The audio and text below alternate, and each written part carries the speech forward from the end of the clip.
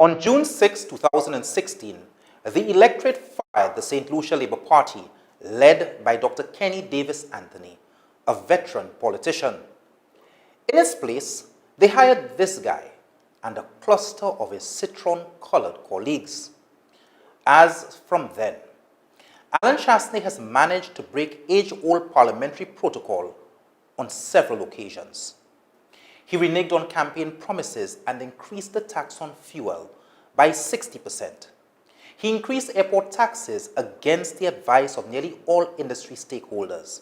He stopped the subvention to the organization charged with the conservation and preservation of St. Lucia. Allen Chastanet has entered what some have defined as the greatest travesty, disguised as the Pearl of the Caribbean, where our sovereignty will be sold at the cheapest price in the world. To his credit, there has been a significant drop in unemployment. Farmers have gotten a 109% financial increase to their sector. 5 new hotel projects have been signed. And the justice system now has the resources to function effectively. And he has managed all of this within his first year in office. For the first time ever, a Prime Minister of St. Lucia sits to have an unscripted interview with Untold Stories, for better or worse. Untold Stories is presented primarily for social transformation. We thrive on producing documentaries and delve into topics which are hardly explored by the mainstream media. Over the years, we have investigated stories 60 feet below the waves, to heart-wrenching accounts of survival against all odds. We have stared death in the face and filmed our subjects from illness to surgery to burial. Our series have managed to stay clear of mainstream politics and the degenerative discourse maligning false accusations and victimization which engendered journalistic work in St. Lucia.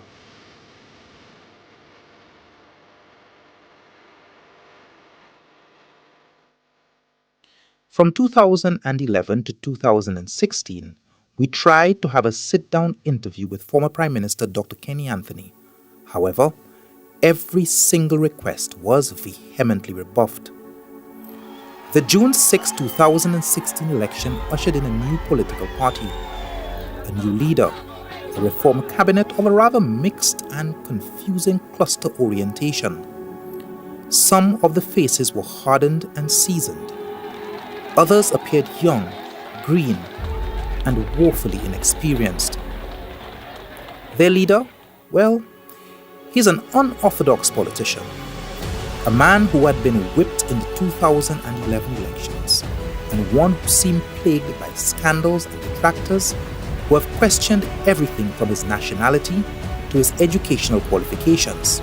But the electorate had spoken emphatically, and for the past year, he had been steering what some have described as a novel, revolutionary course for St. Lucia, while others insist that this 6'4" white man is Tropical Trump, the biggest disaster to ever govern St. Lucia. For the first time ever, Untold Stories had the opportunity to ask key questions to a sitting Prime Minister on topics which are of interest to this small island developing state.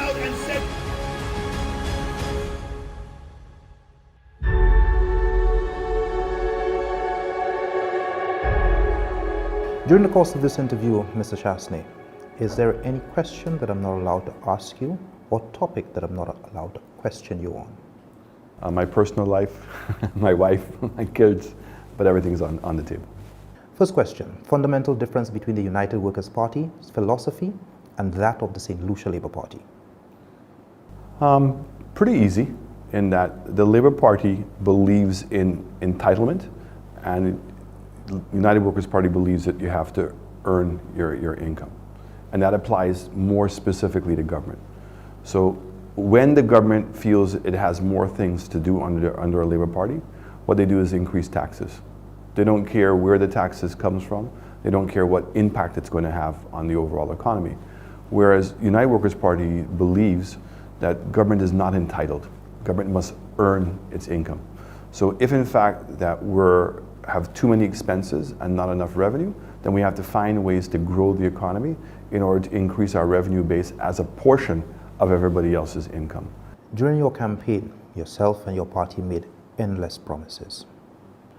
Considering the number of promises that you've made, what can be delivered now? Well, that's probably one of the things I'm most excited about, is that when you look at our manifesto, that we have stayed very much in the framework of our manifesto. 5 to stay alive. How many of those have you accomplished? All of them. In the first year? All of them. Jude hospitals. During the campaign, Chastanet promised to reduce VAT, but didn't say by how much the 15% would be slashed.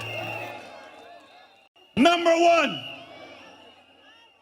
the immediate reduction and ultimate removal of the dreaded value-added tax.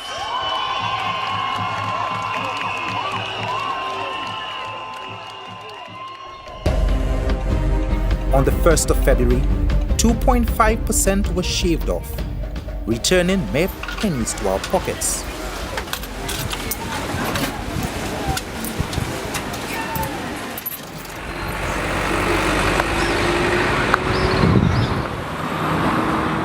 September 1st, 2016 saw a 50% reduction in the increase in license fees. So we see an immediate reduction in the amount that they had to pay, and the savings would result in more money in their pockets. With that came opposition from none other than the opposition. I'm not sure what benefit will such a measure give the country. Then there was the doubling of the school feeding program and the school transportation subsidies. There was also the suspension of personal property tax for a period of 3 years, and all that was done within the first year. In the first year, what would you say your greatest accomplishment has been? Starting the process of change, getting a lot more buy-in than I was expecting to be able to get initially. Change is always one of those things that everybody votes for and everybody wants until it impacts them. What were some of the teething problems?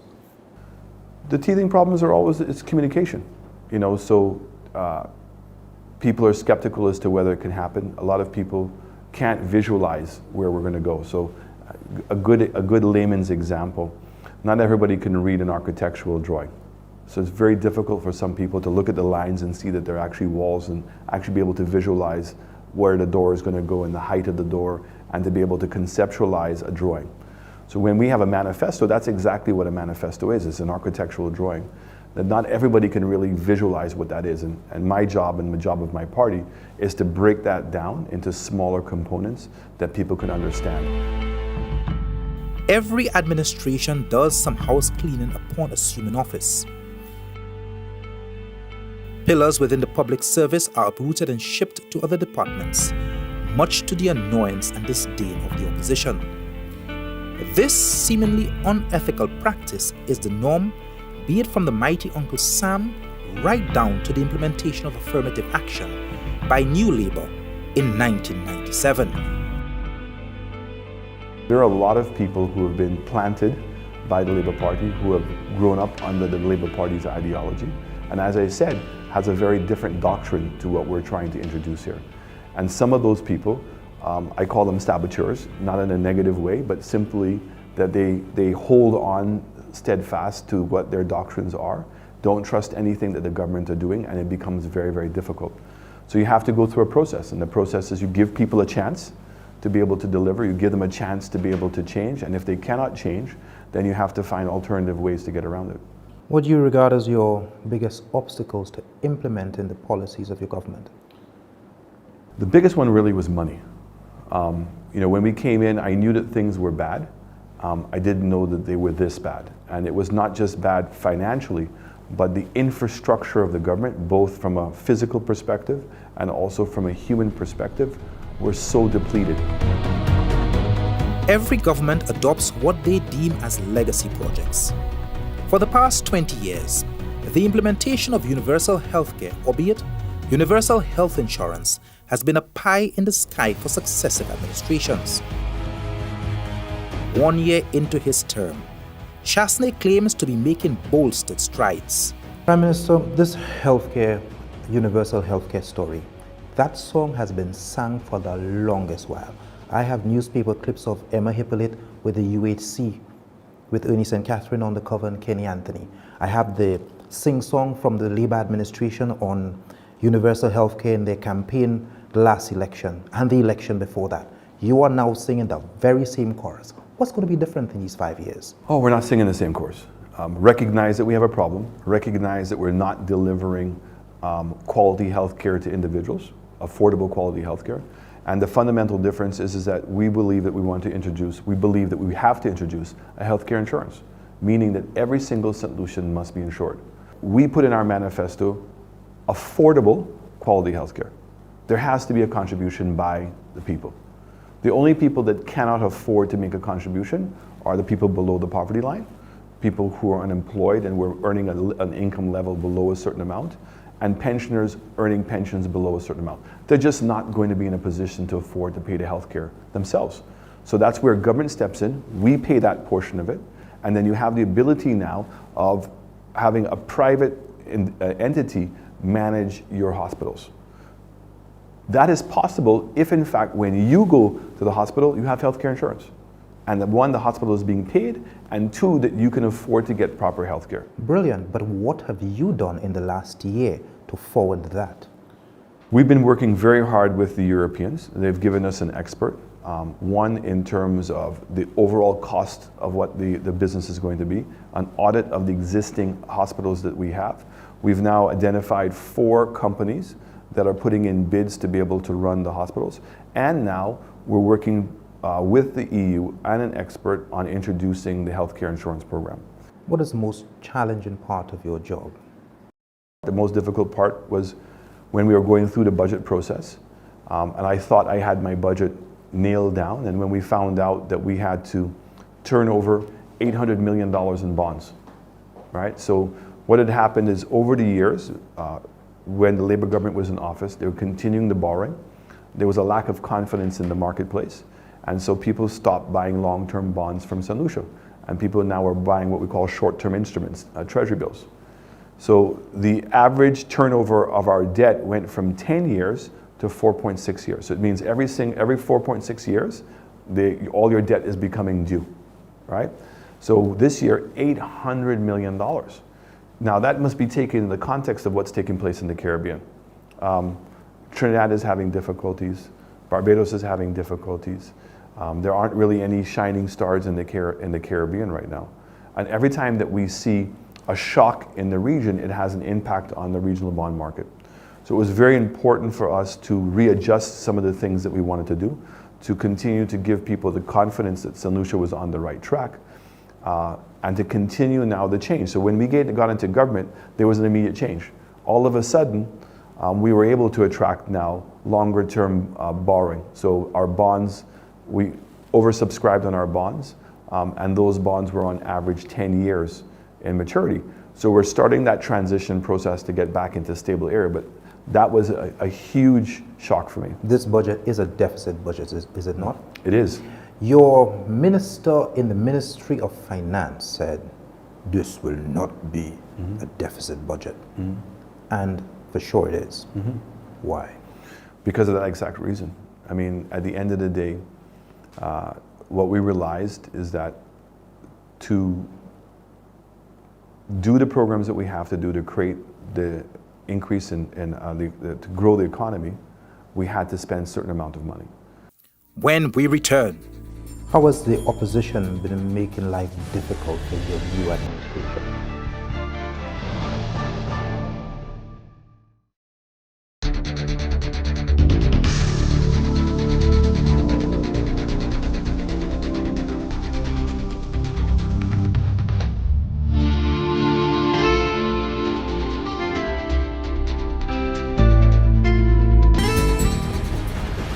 This country must never ever be placed in the hands of Allen Chastanet and his father, Michael Chastanet. That is our mission. Are you lying? Are you lying so much that you give nobody else a chance to lie? Can you lie 3 times in one sentence? Can you lie and correct your lie with another lie? Can you speak patois if you have these symptoms you are suffering from Chastanet Godot? Chastanet doesn't trust King on one side, and you want to what? You know who's creating the most problems? Guy Joseph. Because Chastanet cannot work without Guy Joseph. But I understand that Chastanet wants to take out Gail Regobot. How has the opposition been making life difficult for your new administration? The opposition is doing what they're supposed to do. I mean, so for me to come in here and to expect anything less of the Labour Party would be naive on my part. What I am hoping is that civil society and other entities in society now start understanding the difference. And what's not acceptable is the level of lies and manipulation of information. Manipulation of information, yes, but is your administration sending out the correct information for the elucidation of St. Lucia? I guess we can always do a better job. I'm not going to sit here and say we're perfect, clearly by some of the interpretations I've seen. I mean, a good example is the Dolphin Park. And again, and I want everybody to appreciate that we didn't come out to promote the Dolphin Park. The investor came to us, said he was looking for a location up north, and we sent him to the National Trust. My government didn't come out and make any pronouncements. My government didn't go out and lobby. We didn't call anybody from the National Trust. And that's why I called Mr. Tulsi out. So when Mr. Tulsi made a public statement and talking about the degradation of the Pigeon Island, and that they're going to dig this big hole and all this nonsense, as if to suggest that they were going to be building a Miami Sea aquarium type of facility on Pigeon Island, that is what I have a difficulty with. That's the misinformation. Here he is, the head of a major economic development agency in St. Lucia, of which people respect, and that he's giving out that level of misinformation. Let's move on to the DSH, the Pearl of the Caribbean. Who designed the terms of that agreement? Many of those things were already pre-negotiated by Invest St. Lucia. So in fact, the core part of the framework agreement had already been done by Investment St. Lucia. Considering the value of this project to St. Lucia and the ramifications or implications to the South, North, everybody, do you think this agreement should have been, the document should have been a public document? It's tough at this stage to be a public document because there's so much movement on it. And then if you're not privy to the overall discussion and what the intent of things that are being said, then people can misinterpret things all the time. And the fact is that none of those things were cast in stone.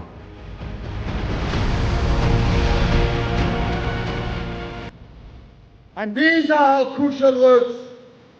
What is actually being used to fund elections and to personally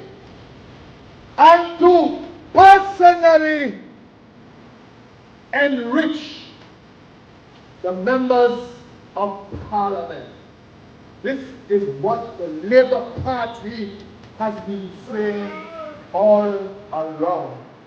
The main role of political parties in opposition is to question the government of the day and hold them accountable to the public. If you pay anybody to be a candidate for your party, from day one, the person is corrupt. They also embody an alternative government and are responsible for challenging the policies of the sitting government and producing different policies where appropriate. So I want to say to you this evening, with a stroke of a pen, this is the power that you can control any politician, including the politicians in the LPM. Undoubtedly, every opposition wants to be effective and efficient enough to be trusted to govern. Hence, their every action is guided by said mission mandate. During the last UWP administration, the main bone of contention was the use of Taiwanese funds, the issue of the consolidated funds. We will henceforth treat Ambassador Chu as a political operative of the United Workers' Party, and our parliamentarians will no longer afford him any diplomatic courtesy. There was the Rufus Bousquet Bruce Tucker episode.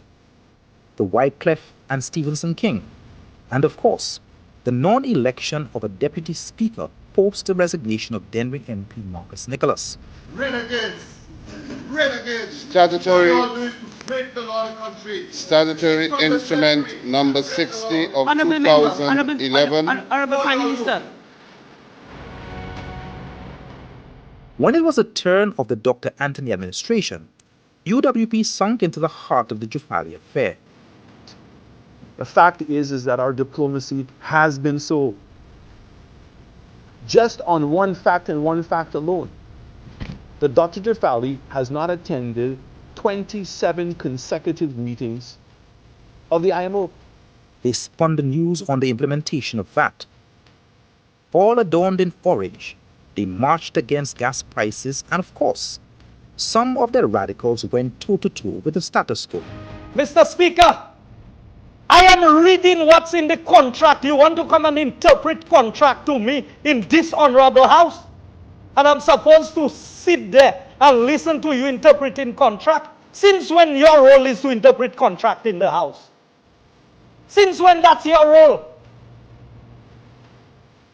But this is the job and nature of opposition, and it has been so from times immemorial.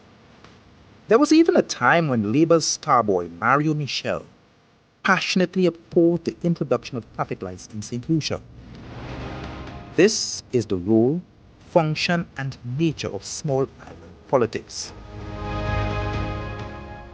1 year into the Chastanet administration, his Achilles' heel and Labour's fuel for opposition is the Desert Star Holding project and its seemingly unorthodox implementation, coupled with the whirlwind of mixed and mostly inaccurate information relating to the sale of St. Lucian passports.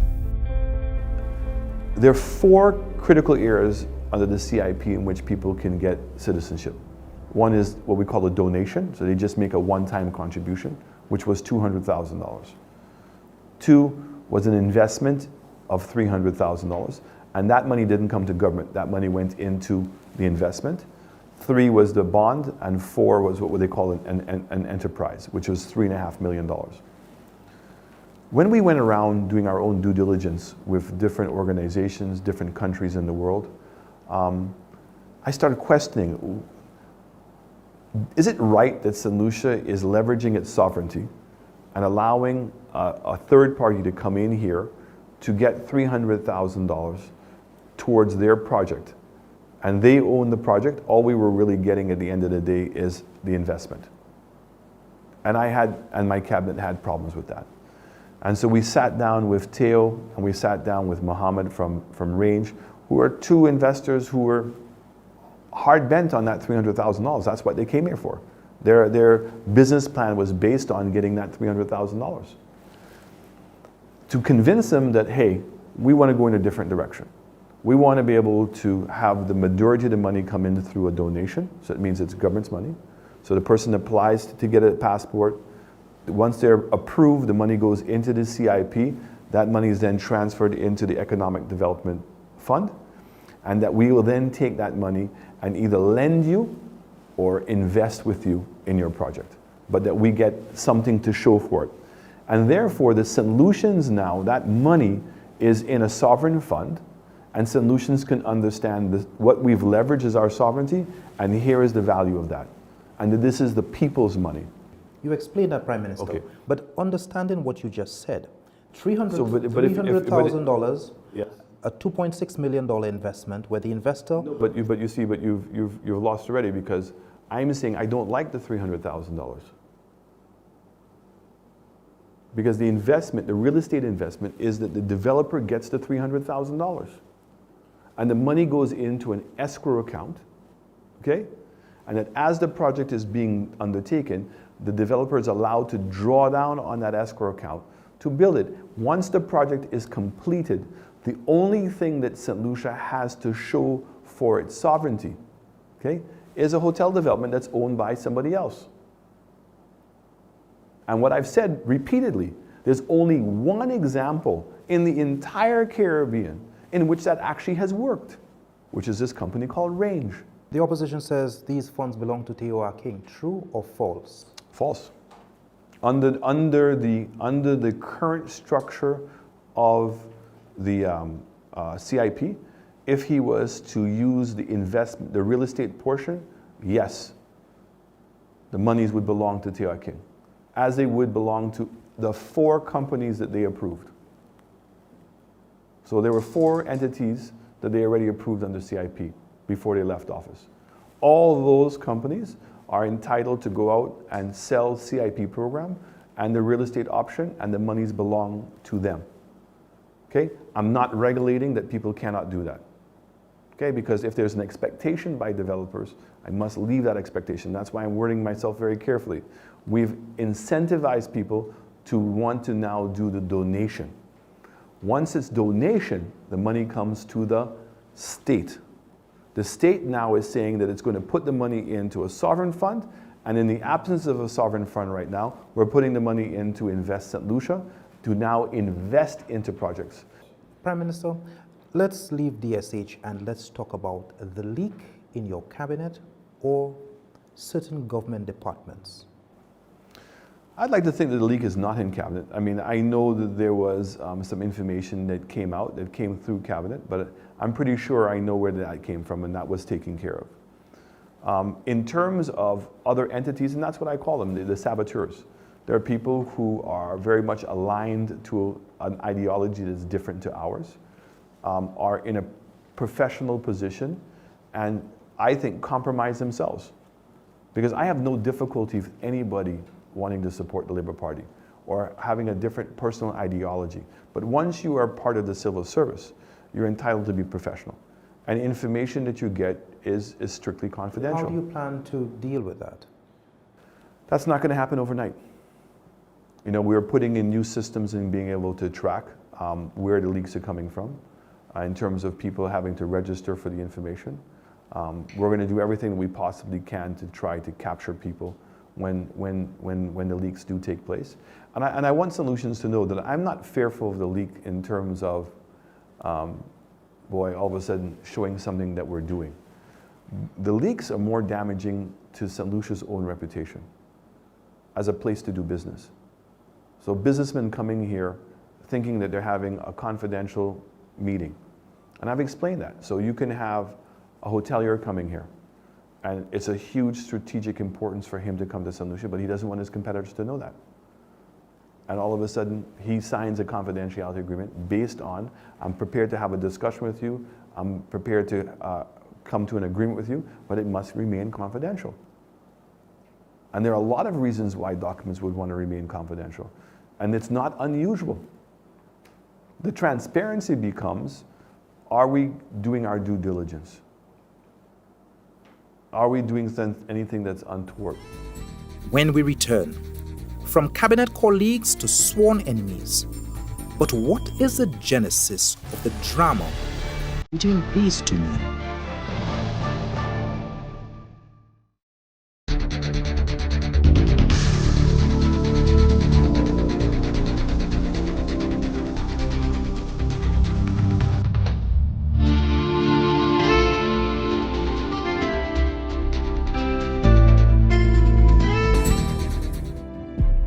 Since being elected in 2016, Allen Chastanet has found himself in crosshairs with the local media. I'm embarrassed for you, okay? And I'm ashamed of you as a journalist because it's something that's so easy to be able to rectify. And I think that actually, in fact, what you did was malicious. Thank you very much. Some of his advocates have been quoted as disassociating themselves with his policies. He has had to apologize for erroneous figures about the U.S. deportation rate to the region. I apologize for that error. I don't want that to be the issue at hand here when there is a much bigger issue at play.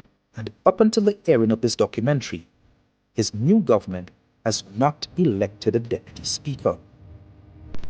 Honorable members, please elect your deputy speaker. I now call on you members to elect your deputy speaker. Honorable members, please elect your deputy speaker. For the third and final time, I am calling on honorable members of this House to elect a deputy speaker. In that same first year, unemployment has been reduced to 20.1%. The forensic lab, which had been closed for years, is now operational. The government has secured new markets for banana exports to England and France. A new director of public prosecutions has been appointed. The Canaries Bridge and the Tomaso Bridge are now under construction.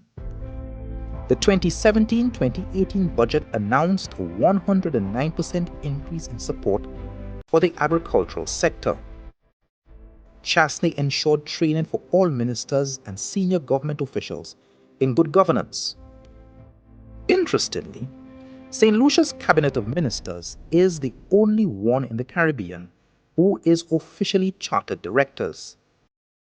There was also the commencement of the Domani Resort development in Choiseul, and the tourism sector was able to secure a Thomason's Airline 787 flight to bring 300 passengers each week to our shores.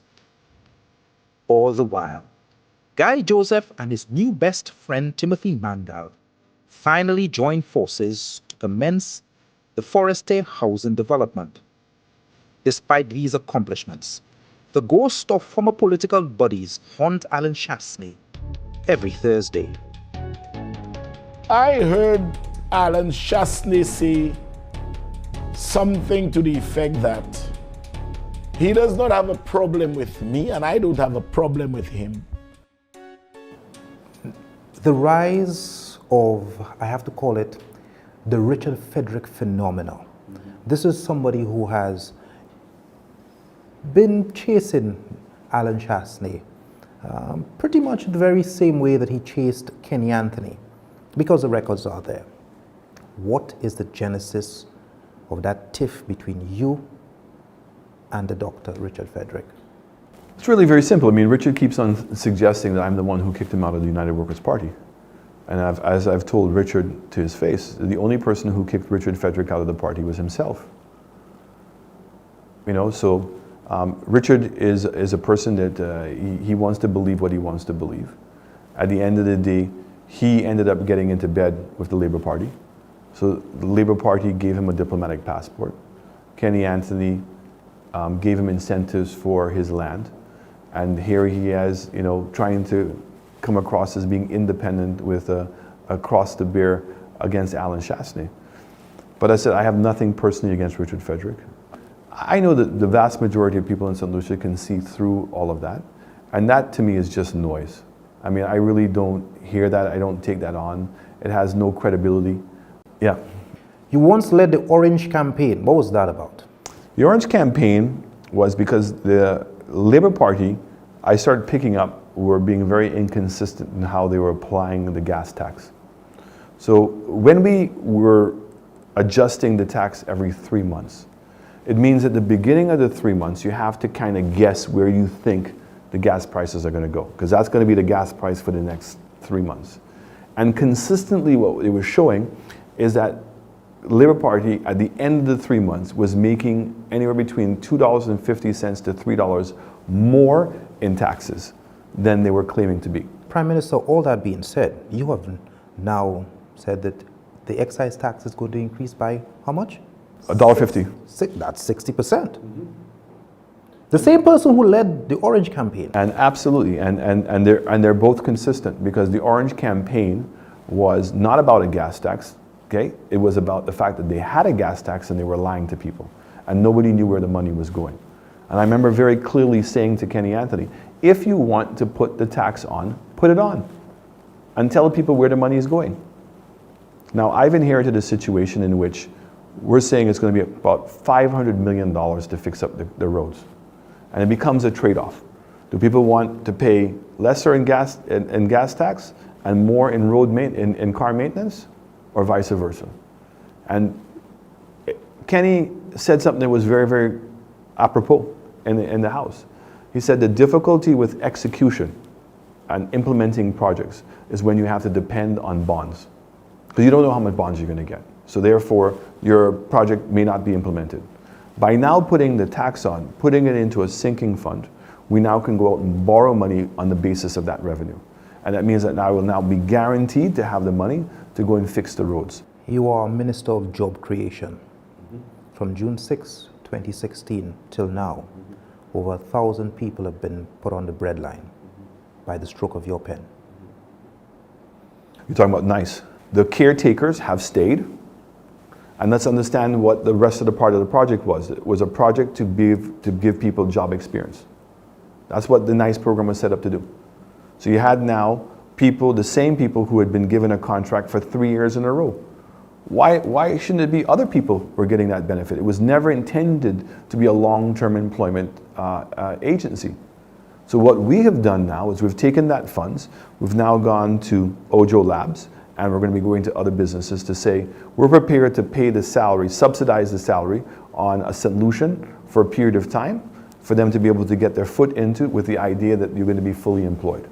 So in the case of Ojo Labs, this is a company that existed in St. Lucia before, as operated under the name of Yodel, had 150 people employed. The company was a public company, it was sold, and Yodel decided to move that call center to Nova Scotia. The individual that was there, a guy called David Rubin, I was up in Dallas to meet with American Airlines, and I decided to go down to Austin, because that's where his offices were. And I said, hey David, you know, you've left St. Lucia, I know you still own a place in St. Lucia. Is there an opportunity for us to do business? He said, well, you know, we've opened up this new company, and the new company is using artificial intelligence to support a call center. So what happens is it's going to be in the real estate market.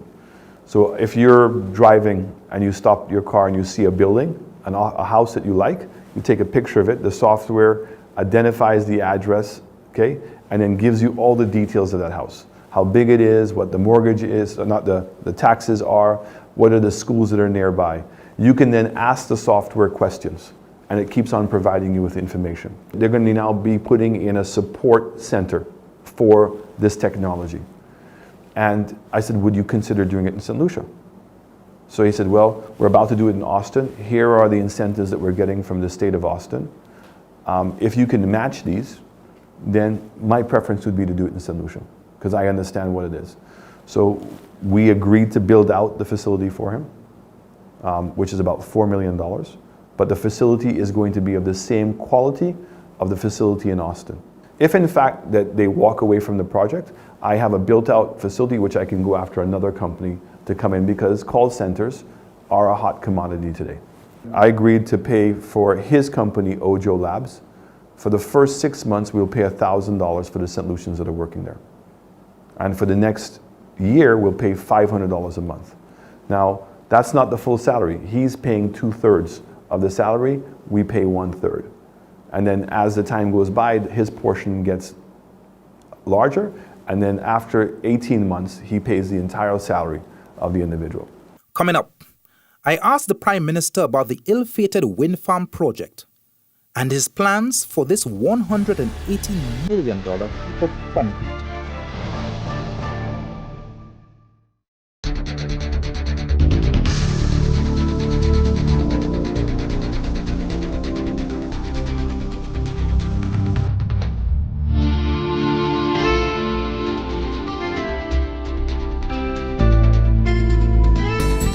They say a bird in hand is worth 69 in the bush. When Wintex Energy reluctantly walked away from a joint venture between themselves and the St. Lucia Electricity Services to develop a wind farm which would be capable of supplying over 19,000 homes with electricity harnessed from wind energy, it was a blow to the island's renewable energy program and strides which the Ministry of Sustainable Development had been making over the years. Iwatashi is looking at me, so I know very well that my time is up. However, I am going to steal some time to ask 3 final questions. Wind farm. Brilliant project. Lucelec and the wind farm investor have been working for quite some time. Then the news item comes out that your government is not minded to continue this project. Why? And you know, that's not true.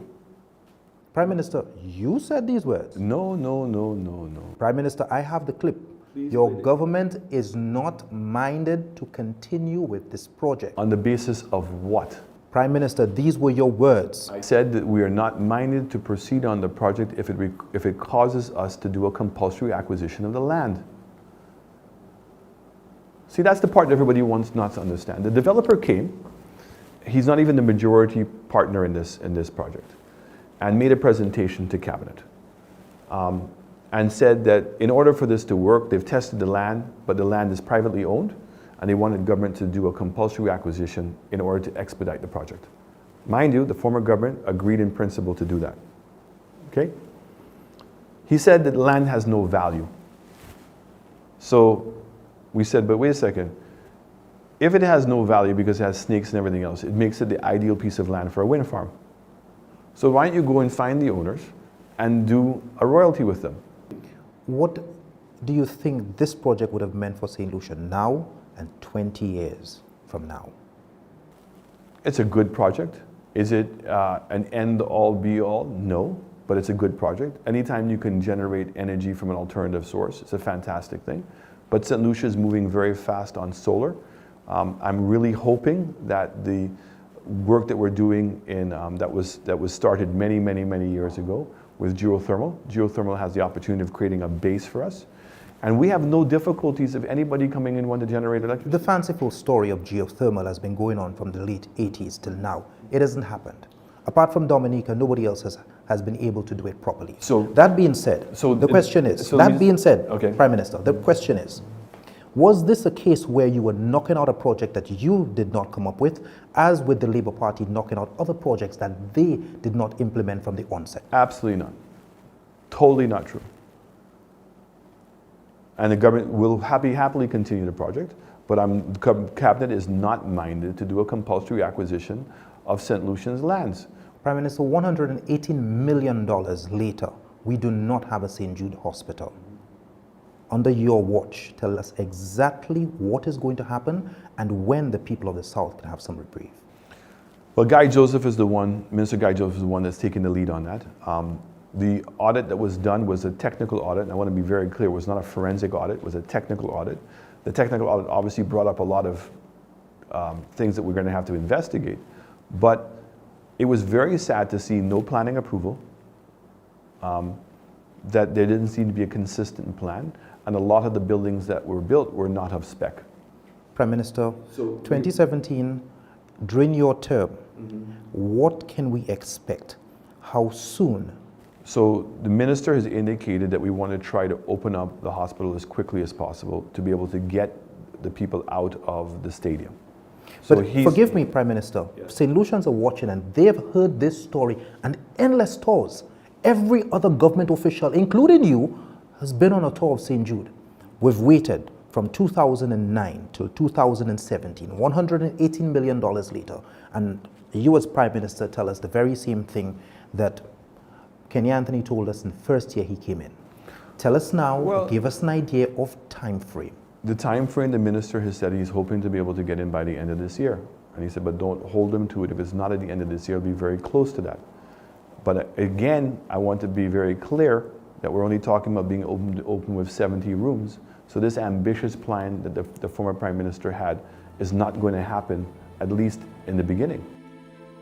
And after the litany of gentle questions, we thought it only fair to allow the leader of government business 90 seconds to speak directly to all St. Lucians. It has been a difficult year, but we have achieved many milestones in laying the foundation for the way forward. The budget was a tough, grueling process, and a process that is going to continue requiring people to change. I'm very grateful to the private sector, to the Manufacturing Association, to the Chamber, to the Federation, all the different entities that worked with us during the budget process. I think it was the first time where it became a budget that was inclusive of the key stakeholders in St. Lucia. In terms of this year coming, I'm very excited. Because of that framework that we've laid down, it gives us the ability now to execute. We have several hotel projects that have announced their intentions to invest in St. Lucia. Within the next year, work will begin on those projects. We've now put down the gas levy to be able to improve the quality of roads in St. Lucia. So we're now going to try to secure a loan to make that happen as quickly as possible. I'm very excited with what we're doing in education. I'm very excited with what we're going to be able to do with the healthcare insurance, to be able to bring relief to thousands of people who don't even go to the doctor because they can't afford to go to the doctor.